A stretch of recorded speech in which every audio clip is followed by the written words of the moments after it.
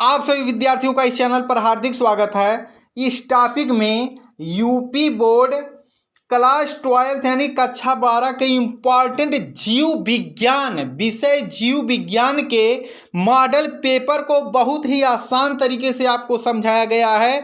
यह जो आपका प्रश्न पत्र है इससे अधिक एग्जाम में आपके नंबर आएंगे। तो आइए बिना रुके हम इसे शुरू करते हैं। जो बच्चे इस चैनल पर नए हो कृपया चैनल को सब्सक्राइब कर लें, क्योंकि इस चैनल पर आपकी तैयारी बहुत ही अच्छे से करवाई जा रही है। तो आइए बिना रुके हम इसे शुरू करते हैं।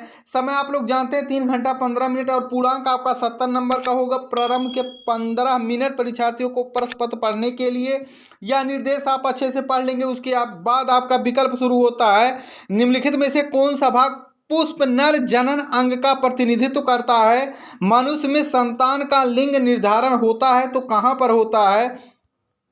जेनेटिक इंजीनियरिंग का उपयोग कहां पर होता है? निम्नलिखित में से किसे भारत में जैव विविधता का तप्त स्थल समझा जाता है? उसके बाद आपका आ जाता है इसी में अति लघुत्तरीय प्रश्न। तो आपके जो अति लघुत्तरीय प्रश्न वो प्रश्न नंबर 2 में है, जिसमें आपके 5 प्रश्न दिए गए हैं एक नंबर के। इसके सामने आप देख लीजिए। क्लाइनफेल्टर एवं टर्नर सिंड्रोम में गुणसूत्रों की संख्या लिखिए। नर जर्म कोशिकाएं किस विभाजन द्वारा शुक्राणुओं का निर्माण करती हैं? परागकण मात्र कोशिका में गुणसूत्रों की संख्या क्या होती है? उस एंजाइम का नाम लिखिए जो डीएनए अणु को खंडों में तोड़ देता है। समष्टि में परिकल्पित पिरामिड किस प्रकार के होते हैं? उसके बाद आपका आ जाता है लघु उत्तरीय प्रश्न नंबर 3 में, जो कि कई 2 पार्टों में दिया गया है। पहला, पक्षियों में लिंग निर्धारण को स्पष्ट कीजिए। वाटसन तथा क्रीक द्वारा प्रस्तुत डीएनए के द्विकुंडलित मॉडल का स्वच्छ नामांकित चित्र बनाइए। प्रतिरक्षा क्या है?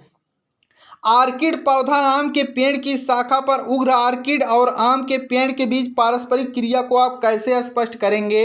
एक स्थलीय परितंत्र में अपघटन चक्र का आरेखीय निरूपण कीजिए। उसके बाद आपका है लघुत्तरीय है चौथे का सेकंड पार्ट। लघु बीजाणुधानी तथा गुरु बीजाणुधानी के बीच कोई 3 अंतर स्पष्ट कीजिए। हमारे समाज में लड़कियां पैदा होने पर दोष केवल महिलाओं को दिया जाता, बताएं कि यह क्यों सही नहीं है? 3 नंबर का है ये सभी प्रश्न। एक संकर क्रॉस का उदाहरण लेते हुए मेंडल के प्रभाविता नियम की व्याख्या कीजिए। डीएनए कुंडलिनी की कौन सी विशेषता ने वाटसन व क्रिक को डीएनए प्रतिकृति से सेमी कंजर्वेटिव रूप को कल्पित करने में सहयोग किया है? इसकी व्याख्या कीजिए। उसके बाद आपका है 5वां प्रश्न 5वें के का में मलेरिया परजीवी के जीवन चक्र स्वच्छ व नामांकित चित्र 3 नंबर का। जैविकी के अध्ययन के संक्रमण लोगों को नियंत्रित करने में किस प्रकार सहायता की है? जैव उर्वरक किस प्रकार से मृदा की उर्वरता को बढ़ाते हैं? बैक्यूलो वायरेसिस क्या है? बैक्यूलो वायरेसिस क्या है? वेरी वेरी इंपॉर्टेंट सब क्वेश्चन हैं, आप जरूर इन सभी प्रश्नों को तैयार कर लीजिए। निम्नलिखित पर टिप्पणी लिखिए। पीसीआर प्रतिबंध एंजाइम। उसके बाद जैव प्रौद्योगिकी का कृषि क्षेत्र में क्या उपयोग है? परजीवी जंतु से आप क्या समझते हैं? कोई एक उदाहरण दीजिए। निम्नलिखित में अंतर स्पष्ट कीजिए। उत्पादक एवं अपघटन, परजीविता एवं सहजीविता। उसके बाद आपके जो प्रश्न आ जाते हैं वह दीर्घ उत्तरीय प्रश्न है, जिसमें आपका पहला प्रश्न है मनुष्य के नर जनन अंग का सचित्र वर्णन कीजिए। इसमें शुक्राणु कहाँ संचित होते हैं? 5 नंबर का। अथवा पुष्पीय पादपों में लघु बीजाणु जनन का सचित्र चित्र बनाइए। 5 नंबर। इन दोनों में से एक करना है। आनुवंशिक कूट क्या है? इसकी प्रमुख विशेषताओं का वर्णन कीजिए। या जैव विकास किसे कहते हैं? भूवैज्ञानिक कालों में होकर पादपों का विकास सचित्र वर्णन कीजिए। 5 नंबर का। दोनों में से आप कोई भी कर लीजिए।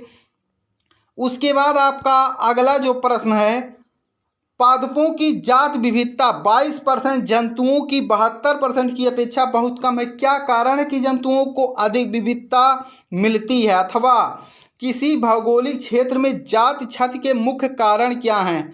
तो यह है आपका इम्पॉर्टेंट, केवल इस प्रश्न पत्र में इम्पॉर्टेंट प्रश्न दिए गए हैं, जो कि आपका एग्जाम में अधिक से अधिक प्रश्न फंसेगा। तो आप लोग इसकी तैयारी बहुत ही अच्छे से कीजिए और जितने भी प्रश्न हैं उन सबको घर पर हल कर डालिए, क्योंकि इस प्रश्न पर से अधिक प्रश्न आपके बोर्ड एग्जाम में आने वाले हैं।